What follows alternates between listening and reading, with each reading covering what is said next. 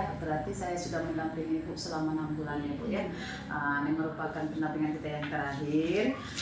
Dan hari ini fokus pendampingan kita adalah yang pertama kita akan membicarakan persiapan panen hasil belajar. Kemudian yang kedua pengumpulan survei umpan balik dan refleksi hasil survei umpan balik 360.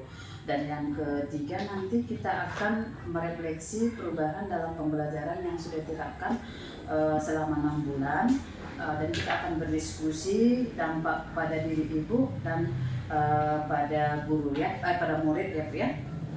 Kemudian yang terakhir nanti kita akan melakukan penilaian pemetaan aset. Ibu sudah melakukan pemetaan aset Bu di sekolah itu? Sudah. Oke, baik Ibu ya. Ibu sudah memahami nggak aktivitas yang akan kita lakukan pada pendampingan ini? Sudah tahu ya aktivitas kita? Oke, baik Ibu ya. Pertama yang mau saya tanyakan di sini, apa saja proses yang sudah Ibu lalui atau yang sudah berjalan selama 1 bulan terakhir ini Bu? Baik Bu, jadi yang sudah saya lalui dan yang lakukan selama 1 bulan ini itu sesuai dengan apa yang sudah saya pelajari di pendidikan guru penggerak, itu di modul 3, mulai dari pengelolaan aset, kemudian membuat program yang berpihak pada murid, dan saya juga berusaha merealisasikan apa yang sudah saya pelajari itu ke sekolah Bu. Ya, bagus ya Bu ya. Terima kasih Bu sudah berbagi praktik baiknya ya. Jadi apa yang sudah Ibu pelajari dalam 1 bulan terakhir ini sudah Ibu implementasikan di sekolah ya Ibu ya, seperti itu kan? Oke, baik, yang kita lakukan hari ini adalah kemudian refleksi survei 360 yang sudah Ibu bagikan kepada kepala sekolah, kepada 5 guru dan 5 siswa ya Bu ya. Sudah Ibu lakukan kan? Sudah. Oke. Di sini Bu, berdasarkan hasil PPT 60, apa yang kurang baik atau perlu ditingkatkan menurut responden terhadap kompetensi Ibu? Baik Bu, kalau dari penasihat saya ada berupa masukan bahwa saya perlu mengembangkan apa yang sudah saya lakukan ini.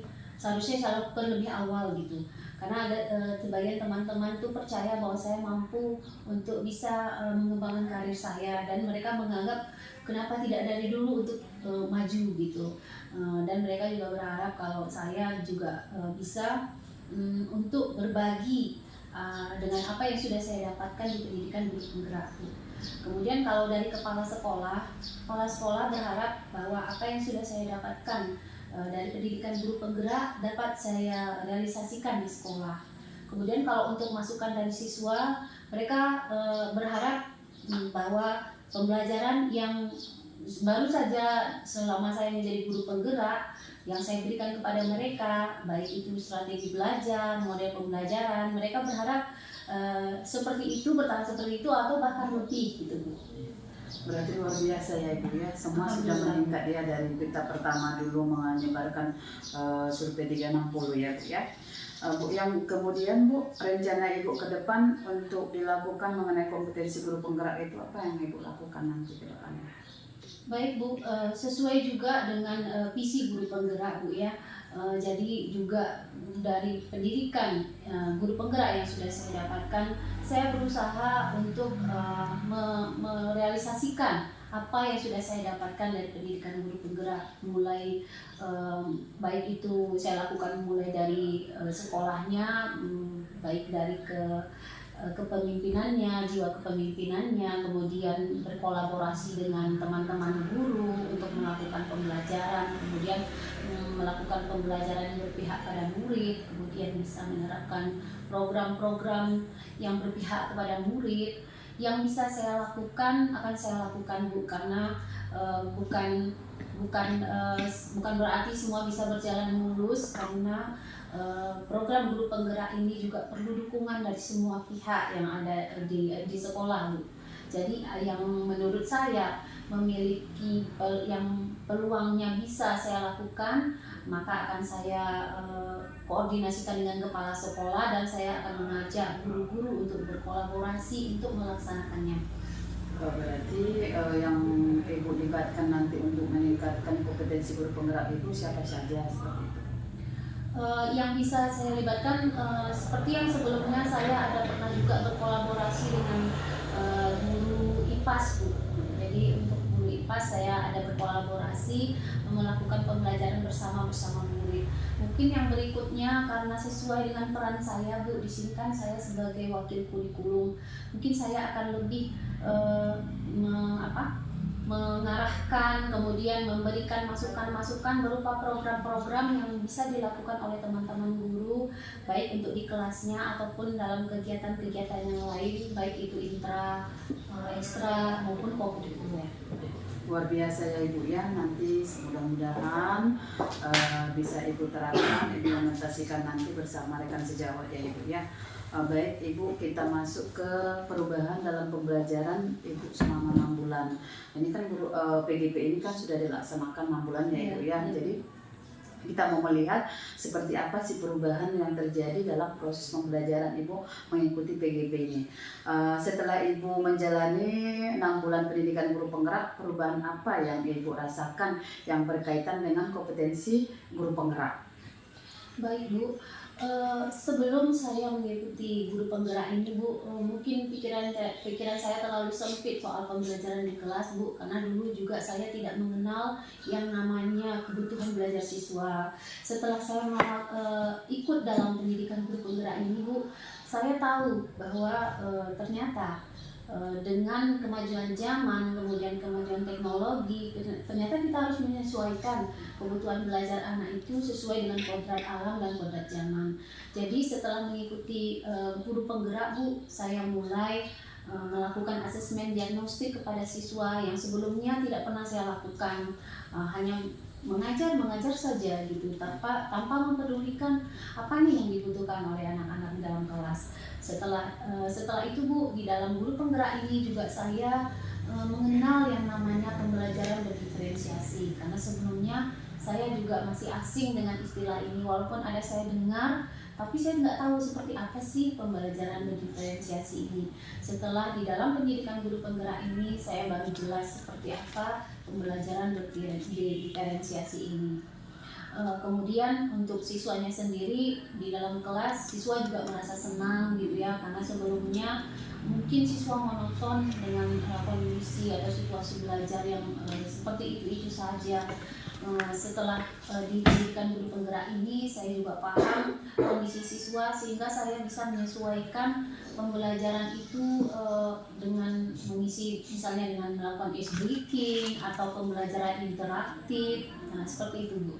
Berarti setelah Ibu mengikuti PGP selama 6 bulan, banyak hal yang sudah berubah dari Ibu ya. Benar. Sehingga bisa Ibu mengimplementasikannya kepada anak-anak seperti pembelajaran diferensiasi, kemudian Ibu membuat asesmen diagnostik sebelum memulai proses pembelajaran seperti itu ya Ibu ya. Jadi Bu, berdasarkan yang Ibu alami, perubahan apa sih yang terjadi pada Ibu setelah menjalani PGP ini? Baik Bu, perubahan yang saya alami mungkin dengan pendidikan ini Bu ya, dengan pendidikan guru penggerak ini, saya lebih percaya diri, lebih semangat gitu ya, karena saya merasa saya udah tahu gitu, saya harus berbuat apa dalam kondisi-kondisi yang biasa saya hadapi di kelas Bu. Apa saja yang membuat perjalanan Ibu selama 6 bulan ini yang memuaskan seperti itu? Selama pendidikan guru penggerak ini yang membuat saya merasa sangat lega dengan pendidikan ini, mungkin sebelumnya saya tidak tahu mengenai ini, tapi setelah saya masuk dalam pendidikan guru penggerak ini, ternyata banyak hal positif yang bisa saya ambil, kemudian bisa saya terapkan baik ke diri saya sendiri, ke teman-teman, ke lingkungan kerja saya, seperti itu Bu. Kemudian kalau yang menantang bagi Ibu dalam proses pembelajaran PGP ini selama 6 bulan ini apa Bu? Yang paling menantang buat saya, mungkin yang paling menarik kali Bu ya. Yang paling menarik dari semua modul-modul yang kita pelajari Bu, saya lebih tertarik kepada program pembelajaran yang berpihak kepada murid Bu. Karena di situ sepertinya ada yang baik itu dia bersifat tapi bersifat juga hiburan, refreshing, tapi mencakup semuanya gitu. Tapi yang kira-kira cocok dengan pekerjaan saya karena saya adalah wakil kurikulum. Jadi saya bisa mengarahkan teman-teman guru, ini loh yang harus dilakukan, disesuaikan juga dengan kurikulum Merdeka yang kita terapkan di sekolah. Berarti dengan mengikuti PGP ini kan hal-hal yang menentang itu kan bisa kita terapkan langsung kepada rekan guru-guru kita yang berhubung juga itu sebagai wakil kurikulum ya. Jadi kita kan bisa pemahaman yang kita ketahui itu bisa kita aplikasikan kepada rekan-rekan kita ya. Oh seperti ini yang harus kita buat gitu ya Bu. Oke baik Ibu. Jadi kita masuk ke penilaian pemetaan aset. Pemetaan aset apa sudah dilakukan Bu? Sudah ya. Oke, kalau sudah dilakukan, di sini siapa saja sih aktor yang terlibat dalam pemetaan aset yang sudah Ibu lakukan? Yang sudah kami lakukan Bu, itu melibatkan kepala sekolah, dewan guru, kemudian komite, juga wali murid gitu ya, juga perwakilan gender, kemudian dari siswa Bu, dari OSIS. Berarti sudah lengkap ya Bu ya untuk aktornya ya. Kemudian bagaimana proses Ibu dalam menemukan atau mengidentifikasi sumber daya yang ada di sekolah?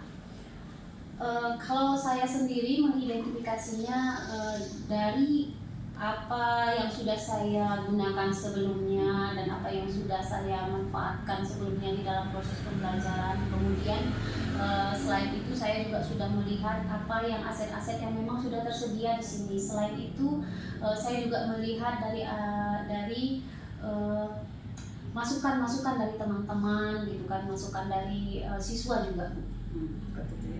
Oke, kemudian kendala yang Ibu hadapi dalam mengidentifikasi sumber daya sekolah, kemudian bagaimana sih cara Ibu mengatasi kendala atau tantangan yang Ibu hadapi tadi? Baik, kalau untuk masalah Bu, mungkin karena keterbatasan saya karena sebagai wakil kurikulum, keterbatasan saya untuk mengakses informasi Bu, yang mana nih kira-kira yang bisa dijadikan sebagai aset terutama untuk jurusan-jurusan yang lain nih Bu. Mungkin itu keterbatasan saya. Cuman kalau untuk cara mengatasinya mungkin saya masih bisa melakukan komunikasi lebih jauh kepada ketua-ketua jurusan yang ada di sekolah ini Bu, untuk mengetahui lebih jauh aset-aset apa yang dibutuhkan untuk jurusan mereka. Oh iya, seperti itu ya Bu. Jadi setelah Ibu berhasil mengidentifikasi sumber daya sekolah, bagaimana sih perasaan Ibu? Setelah berhasil mengidentifikasi Bu, saya merasa lega. Ternyata ada nih yang aset-aset yang ternyata dia adalah termasuk aset yang selama ini tidak saya sadari, ternyata itu adalah bagian dari aset sekolah. Seperti itu. Ya. Kemudian pertimbangan yang Ibu lakukan dalam menentukan sumber daya sekolah itu apa?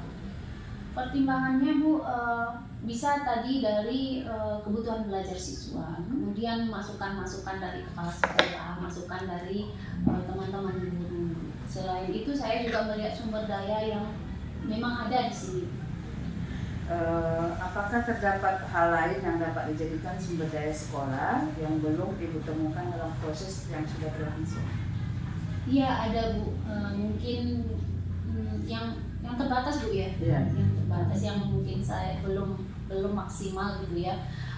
Di sini Bu, bahagian ini Bu, siswa kami kan selama ini magangnya tuh keluar daerah. Mungkin aset yang masih kurang tuh adalah mungkin aset sosial atau komunitas yang ada di daerah nih Bu, karena untuk industri di sini termasuk masih kurang. Jadi mungkin itu keterbatasan yang ada di sini Bu. Jadi mungkin perlu ada kerjasama dengan organisasi atau komunitas yang ada di lokal, di daerah lokal. Ya, berarti nanti setelah adanya pemetaan aset sudah ada hasilnya, berarti ada tindak lanjutnya nanti ya Bu ya, seperti itu ya. Oke, kita masuk ke yang ini ya Bu, persiapan panel hasil yang akan dilakukan nanti pada loka ke-7 ya. Jadi nanti di sini kan di loka ke-7 ini nanti kita akan memamerkan karya-karya kita atau hasil belajar yang kita ikuti dalam PGP selama 6 bulan ini.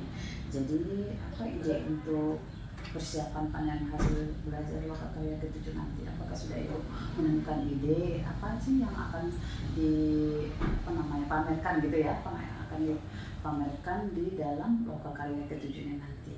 Sudah ada nggak ide Ibu? Baik Bu, ide memang sudah ada dan memang sudah saya rencanakan gitu ya. Di antaranya saya sudah mempersiapkan tetap portofolio digital, kemudian selain itu saya juga menyiapkan portofolio hasil pembelajaran saya bersama siswa Bu, baik itu berupa artikel ataupun berupa poster ataupun berupa buku. Gitu ya. Berarti nanti yang idenya sudah ada berarti untuk yang akan kita pamerkan nanti di dalam lokal karya ke-7. Seperti yang Ibu sebutkan tadi, portofolio digital sudah selesai, kemudian portofolio bersama siswa dalam proses pembelajarannya Ibu sudah membuat poster, nanti akan dipamerkan di dalam lokal karya ke-7 seperti itu ya Bu ya. Kemudian Bu, ini nanti kan dalam lokal karya ke-7 ini kita kan ada materi yang akan dibagikan ke peserta panen belajar. Nanti memang akan kita lihat lagi rambu-rambu penyajian seperti apa ya. Kemudian nanti kita juga akan membuat PPT yang akan dibagikan di dalam kelas berbagi. Memang untuk untuk lokal karya ini saya juga belum tahu seperti apa sih pengambilan sampelnya nanti. Misalnya siapa sih yang akan dimasukkan ke dalam yang akan membagikan PPT-nya nanti di depan tamu-tamu seperti itu. Nanti kan ada perwakilannya, mungkin pemilihannya nanti dari PPI itu 1 atau seperti apa memang belum ada kami bicarakan. Nanti mungkin untuk teknis selanjutnya akan kita lihat lagi ya Bu ya. Kemudian Bu, untuk yang terakhir ini kan nanti tema atau konsepnya kan sudah disiapkan ya di dalam kelompok kita ya, PP ya, udah ada ya. Rencana sudah ada ya, sudah ada ya. Tinggal nanti kita melihat ke beberapa bulan, kan tinggal 1 bulan lagi sampai ya untuk kita menuju ke panen karya. Nanti kita akan berkumpul kembali ya berlima ya, nanti akan kita bicarakan nanti di selanjutnya seperti apa yang akan kita lakukan di dalam panen karya nanti. Seperti itu ya Bu Epi ya. Oke, terima kasih ya Bu Epi sudah berbagi praktik baiknya hari ini. Luar biasa apa yang sudah Ibu lakukan di dalam proses guru penggerak ini, sudah Ibu implementasikan di dalam sekolah. Ibu juga sudah berbagi praktik baik juga dengan rekan sejawat dan sudah merubah proses pembelajaran yang dulunya Ibu tidak tahu, sekarang sudah tahu dan sudah mengimplementasikannya ya Ibu ya. Kemudian nanti kita juga terus melihat aset-aset apa lagi yang memang belum teridentifikasi ya Bu di sekolah ya, seperti itu ya Bu ya. Oke baik Bu, terima kasih atas waktunya. Sama-sama Bu. Assalamualaikum warahmatullahi wabarakatuh. Waalaikumsalam warahmatullahi wabarakatuh.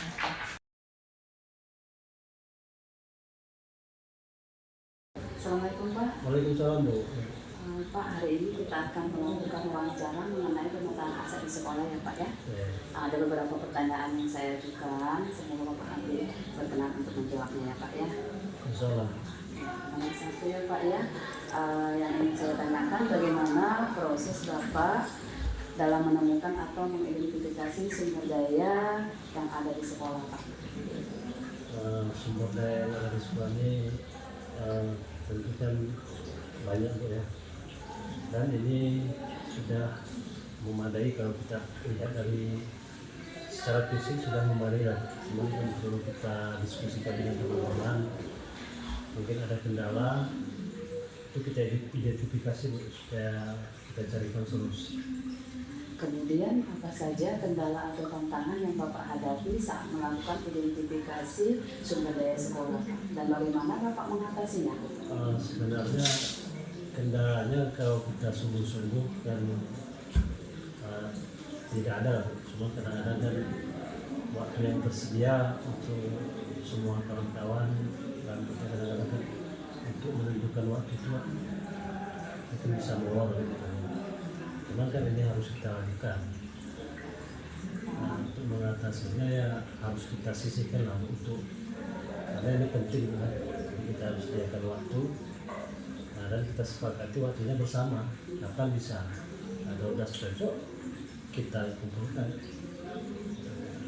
Kemudian bagaimana perasaan Bapak ketika berhasil mengidentifikasi sumber daya yang ada di sekolah, Pak? Jadi kalau sudah berhasil tentu kita bersama-sama kan puas karena itu yang kita harapkan kan. Jadi dengan teridentifikasinya permasalahan ini, kendala-kendala yang kita hadapi kan otomatis bisa kita selesaikan. Gitu ya, Pak ya. Ya, Apa pertimbangan Bapak dalam menentukan sumber daya di sekolah? pertimbangan kita Bu, karena kan ini untuk penting untuk kemajuan sekolah ya, kemajuan ketercapaian tujuan daripada sekolah dan keberhasilan anak-anak itu yang kita harapkan Bu. Apakah terdapat hal lain yang dapat dijadikan sumber daya sekolah yang belum Bapak temukan dalam proses yang sudah berlangsung, Pak? Banyak Bu. Sebenarnya banyak potensi sumber daya yang bisa kita manfaatkan untuk sekolah. Nah, ini kan perlu kita gali bersama mungkin dengan banyaknya pemikiran dari teman-teman. Nah, ini mungkin yang belum kita ketahui bisa kita jadikan sebagai sumber ya. Baik, terima kasih atas waktunya ya, Pak ya. Oh ya Bu. Assalamualaikum warahmatullahi wabarakatuh. Waalaikumsalam warahmatullahi wabarakatuh.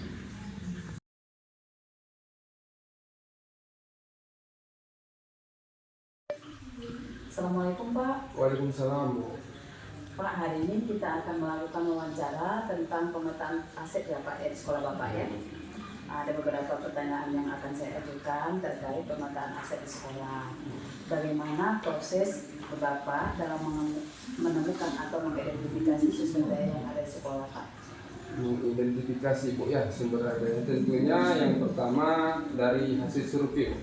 Hasil survei yang sudah ada, terus berkomunikasi dengan rekan-rekan guru yang semua di sekolah itu. Kemudian kami bersama-sama memeriksa inventaris untuk memanfaatkan pengalaman teman-teman guru mengajar untuk menentukan sumber daya yang tersedia.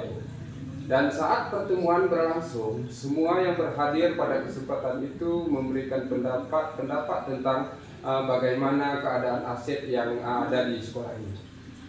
Apakah ada kendala atau tantangan yang Bapak hadapi saat melakukan identifikasi sumber daya sekolah, dan bagaimana Bapak mengatasi kendala tersebut? Tantangannya kalau bercerita tentang tantangan sudah pasti ada Bu.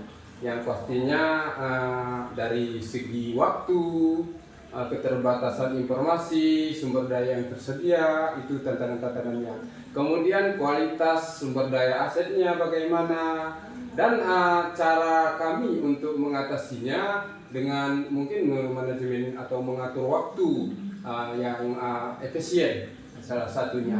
Kemudian berkomunikasi dengan staf sekolah yang terkait dan dari dalam pengurusan aset itu. Dan kemudian mengembangkan strategi kreatif untuk memanfaatkan sumber daya yang tersedia dengan sebaik-baiknya. Bagaimana perasaan Bapak ketika berhasil mengidentifikasi sumber daya sekolah, Pak?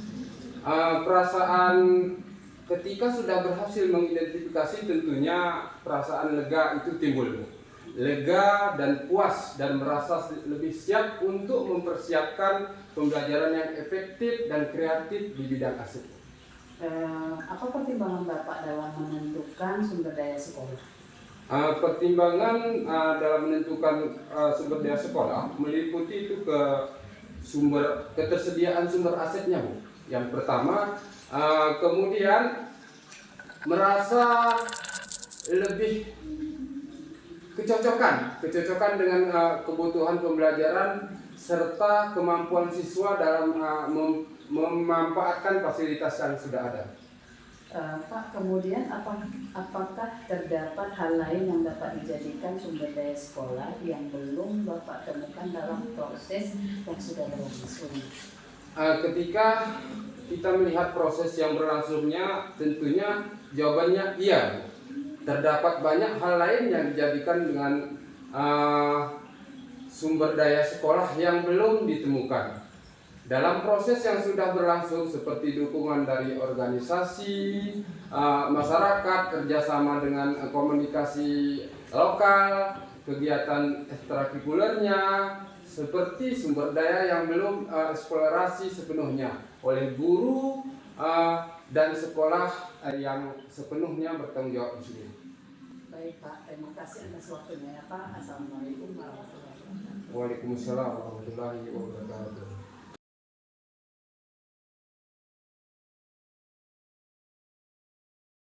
Assalamualaikum. Waalaikumsalam Bu. Kamu kan sudah ikut dalam rapat pemetaan aset, apakah betul?